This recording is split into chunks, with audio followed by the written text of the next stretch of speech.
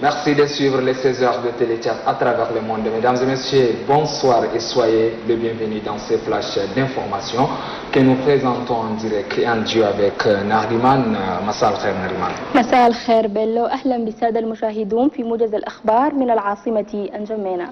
Dans l'actualité, cet après-midi, la représentation nationale a adopté ce matin à l'hémicycle un projet de résolution portant création d'une commission spécialisée et spéciale chargée de l'examen du projet de loi constitutionnelle sur le président de l'Assemblée nationale, Dr Haroun Kabadi, qui a présidé la 10e séance de la 2e session ordinaire, et c'est en présence des ministres de la Justice, de l'Enseignement supérieur et de la ministre secrétaire générale du gouvernement. Mise en place la commission en charge de la révision de la Constitution de 2018 à 18 jours pour déposer son rapport au bureau de l'Assemblée nationale. Vous aurez le reportage complet dans la grande édition de 20h. Le centre de formation technique et professionnelle d'Injamena, réhabilité et équipé par la Fondation Grand Cœur, vient d'être inauguré officiellement ce matin par la ministre de la Formation professionnelle et des métiers, Ashta Ahmad Breme.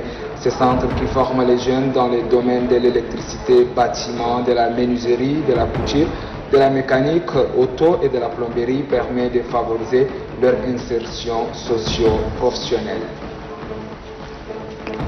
Une dizaine d'étudiants suivent depuis ce matin à l'École nationale supérieure de technologie de l'information et de la communication ENASTIC une formation en ligne. Cette formation organisée par la société Huawei Tchad est le fruit de l'accord signé entre le Tchad et la Chine en 2018 dans les domaines des technologies de l'information et de la communication. C'est à juste raison que les enseignements sont dispensés depuis la République populaire de Chine.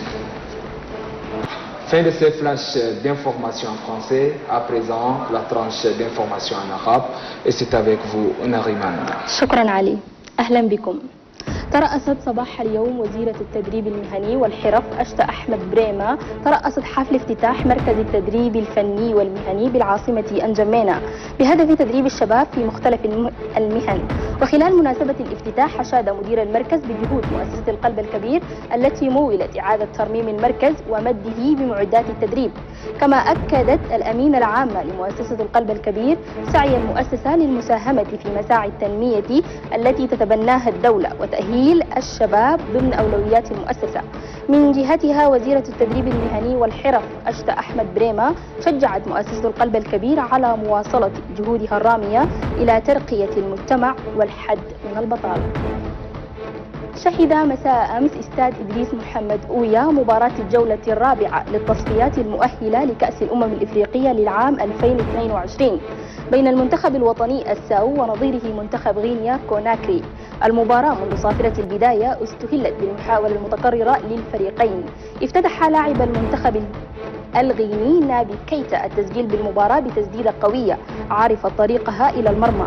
بعدها شن المنتخب الوطني هجمات معاكسة أثمرت عن تسجيل هدف التعادل في أواخر الشوط الأول. استمرت المباراة حتى نهايتها بالتعادل الإيجابي 1-1 لكلا الفريقين. انطلقت صباح اليوم فعاليات الدورة التدريبية الخاصة بتقوية كفاءات طلاب المدارس العليا لتكنولوجيا الاتصالات من أجل الاستعداد للدخول إلى مرحلة الجيل الخامس. وأن هذه الدورة جاءت في إطار الشراكة القائمة بين وزارة البريد والاقتصاد الرقمي وشركة هواوي الصينية في مجال التكنولوجيا الحديثة وتبادل الخبرات. كما أن فعاليات هذه الدورة تستمر لمدة 5 أيام بمباني المدرسة الوطنية العليا لتكنولوجيا الاتصالات والمعلومات. نهاية الموجز قدمناه لكم من الفضائية التشادية بصحبة الزميل علي محمد بيلو. إلى أن نلتقيكم في أمان الله. Merci de nous avoir accueillis chez vous. Ce fut vraiment un plaisir. Restez sur Téléthéâtre, la télévision. C'est ici chez nous.